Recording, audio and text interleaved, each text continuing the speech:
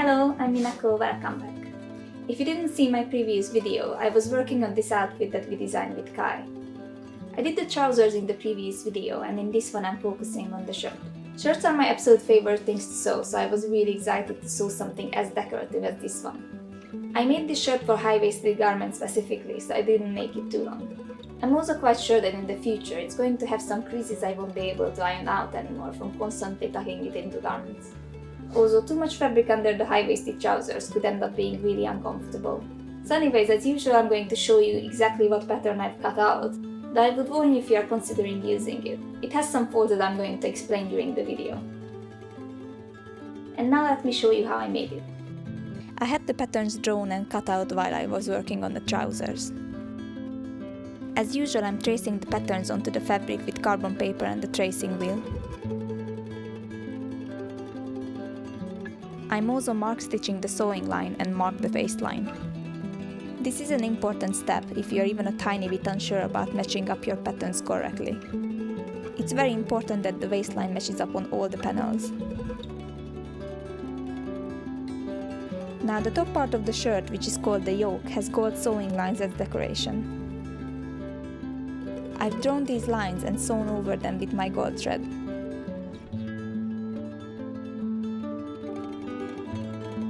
Gold threads are usually polyester based though, and they can crunch up the fabric a bit, especially if the fabric is thin. Because of this, I don't backstitch on either side and try to flatten these imperfections out. You can't iron these because you would burn the polyester and shrink it even more.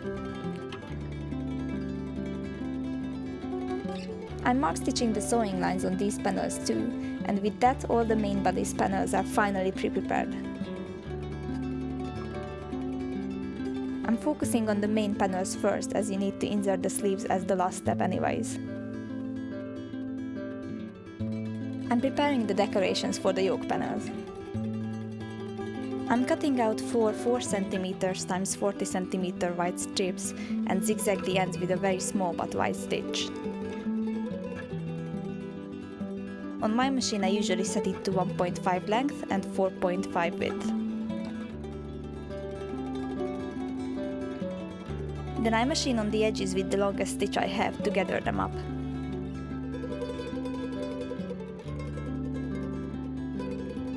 I've tried a lot of variations with the trims I have on me, and these are the ones I like the most.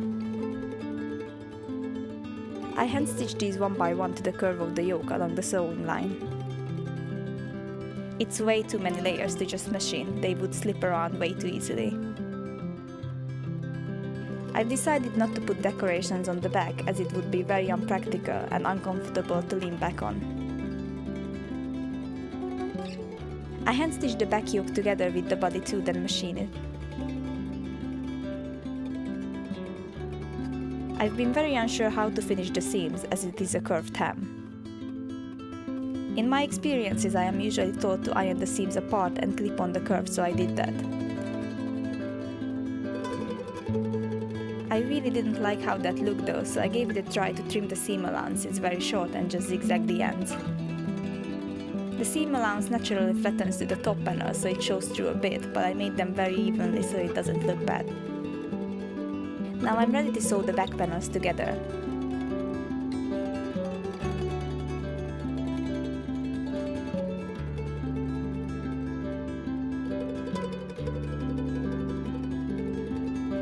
I'm zigzagging the seam allowances and clipping at the waistline, since that's the curved line.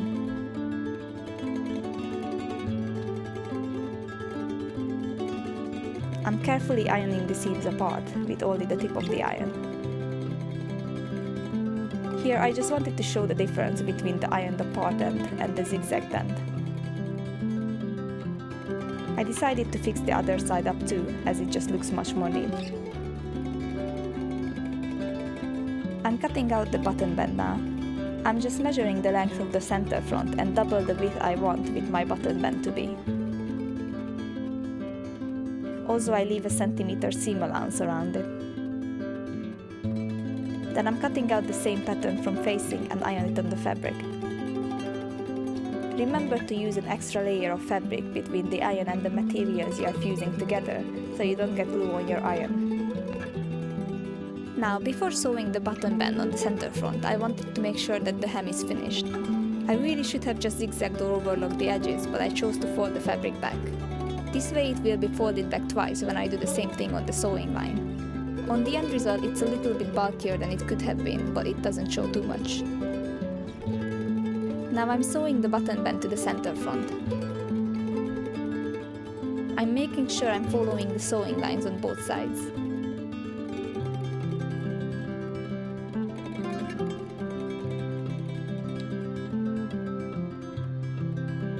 After that, I folded the button band in half and pinned it in place on the other line I marked as sewing line. I prefer to do this before I fold the button band back with the wrong side up and machine it over at the hem. Now I can cut off the excess fabric and back the corner out. Also, I adjust the button band in place again. Now I sew the button band over on both sides.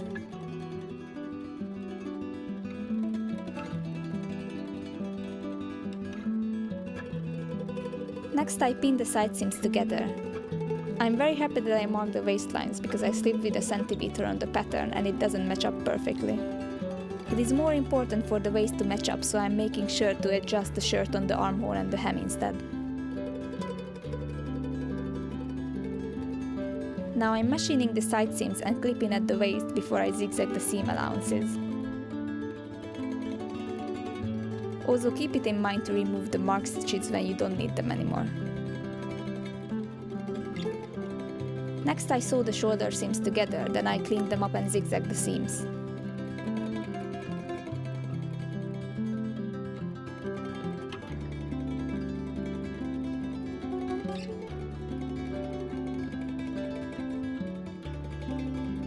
Now I started on decorating the armhole from the start of the yoke until the end of the yoke, but apparently gave up halfway and started doing the neck too. I was still just experimenting about the placements of the trims. I decided to only have this wide, pre-gathered lace on the neckline. Then I started to draft out the collar pattern. Then I'm cutting it on fold twice and tracing the pattern on it. If I had a little bit more brain, I wouldn't have forgotten to iron on the interfacing to the collar at this step. You can see me suffer a lot later because of this. It is a standing collar with a lot of trims, so I'm experimenting again about the placement. I'm settling for the same I have on the yoke, but I'm using a flat gold trim instead of the pearls. Now I'm machining the sides of the collar. Again, if I had a little bit more brain, I would have made the inside collar about a centimeter shorter, so the edges definitely wouldn't show. Anyways, I've hand-stitched all the trims again to the top of the collar along the sewing line, one after the other to make sure they don't slip around. Also make sure that the trims are about 2 centimeters longer on either side of the collar.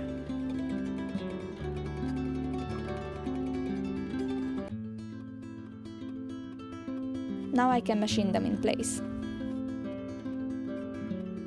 Then I'm folding the excess trims back on the sides and pin them in place. I'm also pinning the other side of the collar along the sewing lines and machine it all together. Now the collar is ready to be backed out and it looks really cute.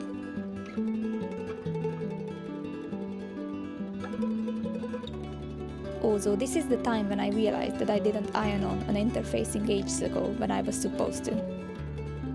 I was way too stubborn about redoing the whole thing, so I decided to just cut an interfacing to shape and sneakily iron it on as closely to the seams as possible. It didn't turn out too bad, but I've definitely learned a lesson here. I was ready to sew the lace in place around the neckline, but I was supposed to sew it under the bottom band on the ends. I forgot about that, so I had to unpick it a little bit, then machined it back in place later.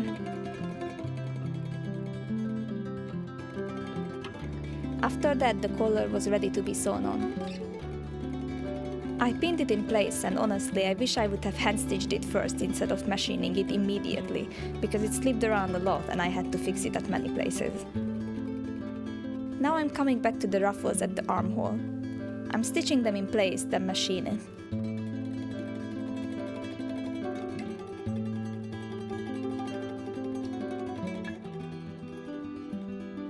Now I didn't take a video of this, but I've made a toile of the sleeve pattern I made. I was a bit worried about the shape, so I wanted to try it before cutting the fabric out. I was alright with how it looked, so I proceeded to cut it out from my actual fabric. Then I marked both sides around with carbon paper and the tracing wheel.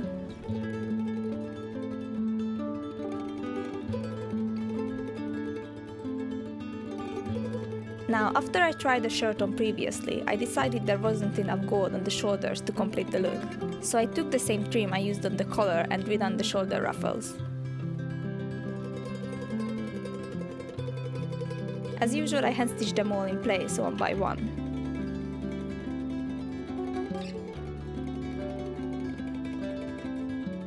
Here is how it looks at the moment.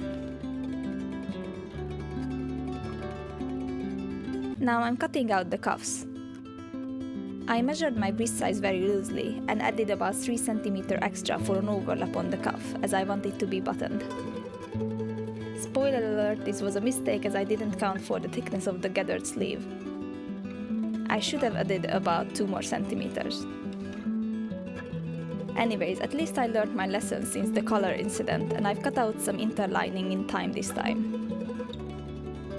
What I didn't do this time either though was cutting the non-fused side a centimeter shorter. Doing so would have helped making the edges look a bit better, but it's not very visible.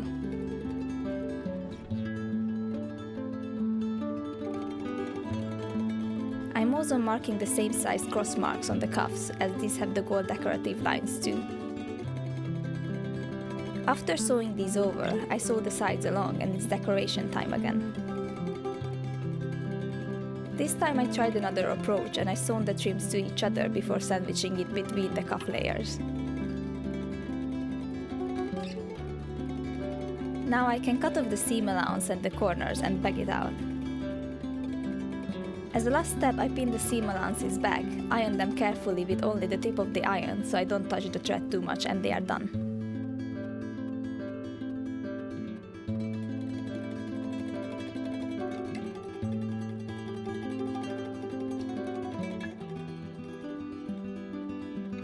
Now the sleeves.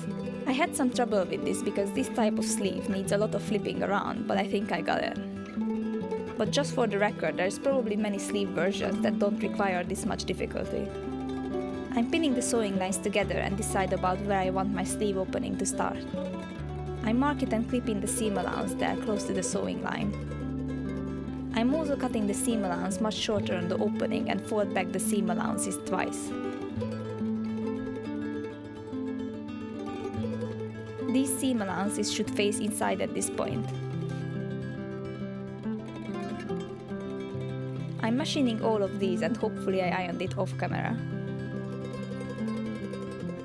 Now I'm trimming the seam allowance really short on the upper sleeve too, and it's time to turn it inside out. I pin along the edge as wide as the seam allowance is under the sleeve. The idea is to encase the seam allowance so the inside is neat too. I don't think this is a needed detail, but I kinda like this type of sleeve from our previous historical project. Now I'm machining a few centimeters longer than the opening starts, until here. After this, the seam can be flipped inside out again and it's done.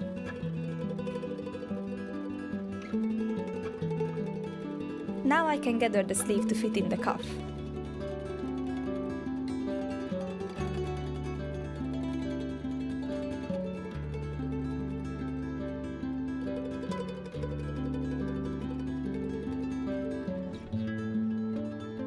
After double checking that they match up, I machine the cuff in place.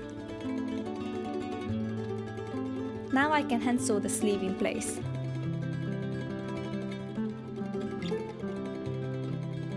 After I did that, I tried the shirt on off camera and got surprised how long the sleeve actually was. It wasn't a good look, so I decided to take some centimeters off. Now the reasonable thing to do here is undoing the cuff and cut off as much as needed there. I unfortunately decided to go with the air quote easier route and just cut off the excess material on the top. I could have arranged the sleeve much nicer if I just undid the cuffs though, as I feel like the inside of the sleeve is too baggy, while the outside should be baggier.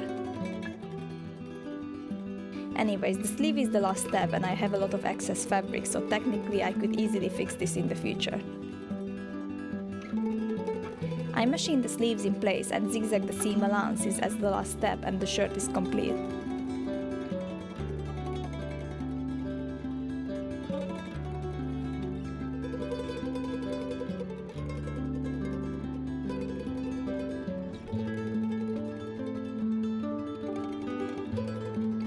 Now only the buttons and the buttonholes are left to do.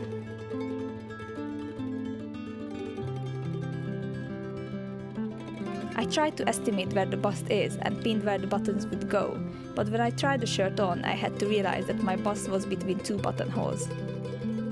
You should always put a button where your bust line is, as not doing so could lead to some embarrassing gaps in the shirt.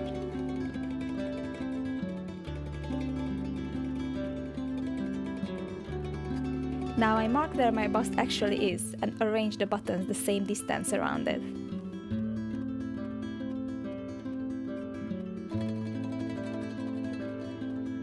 One thing I wanted to note was the buttonhole on the cuff. As I mentioned earlier, the cuff turned out a bit too tight for an overlap. I still really wanted a button though, so I sewn the buttonhole as much on the edge as I could. I also sewn the button to the very edge of the other side of the cuff, and it kinda worked nicely.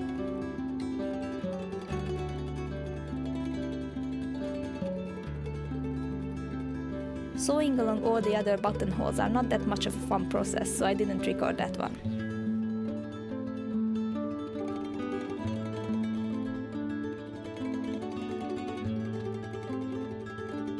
And with finishing all the buttons, it's finally done.